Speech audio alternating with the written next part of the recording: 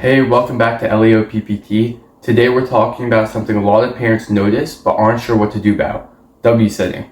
I'll explain when it's a red flag, when it's okay, and what you could do about it if your child is relying on this and doing it way too much.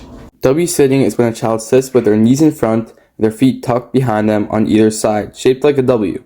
You've most likely seen this dozens of times but never thought anything about it. For some kids, W sitting is just the way that they plop down and play. But for others, especially if it's their go-to position, it might be something bigger under the surface of what it actually looks like. W sitting can sometimes be a sign that your child is avoiding postures that require more balance, core strength, or hip stability.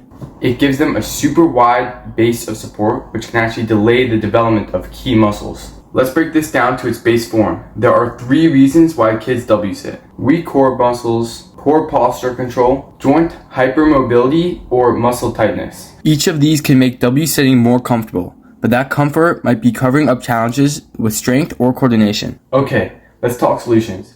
If your child W sits occasionally, it's probably fine. But if they do it a lot and avoid sitting in other sitting positions, then here's where you should probably start right now. Solution 1. Building core strength. You should start with exercises that lightly activate the core, like sitting on a therapy ball while reaching for toys. It challenges balance and builds the muscles your child needs to sit upright without depending on that wide W base. You don't need fancy equipment either.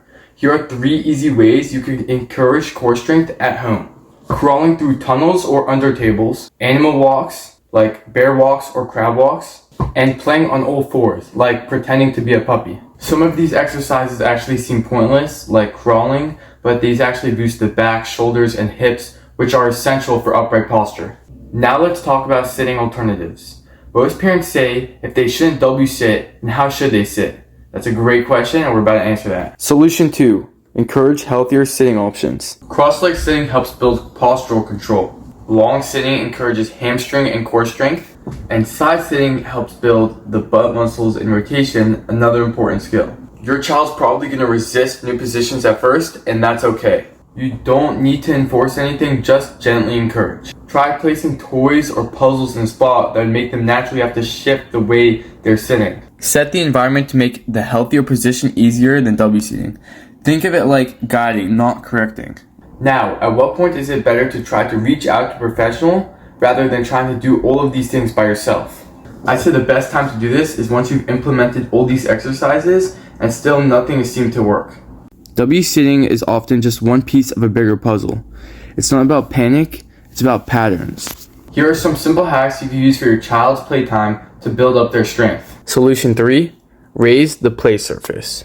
So when toys are naturally on a higher setup, like a table or a stool, it just creates better posture naturally because they have to stand up to reach those things. Let the environment do the work. Place the toys where the child has to rotate, reach, or change their place to grab them. This is how you can sneak in motor development without turning the play into a workout.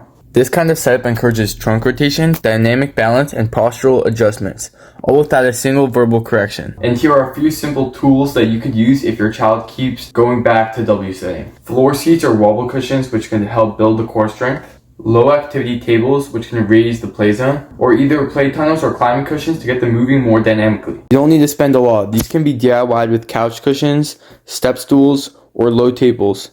The key is movement variety. W sitting isn't something to panic over, but it is something to pay attention to. If you do start seeing patterns, you can use your home environment to build better habits. And if you're ever unsure, just keep watching how your child moves. That tells you more than anything else.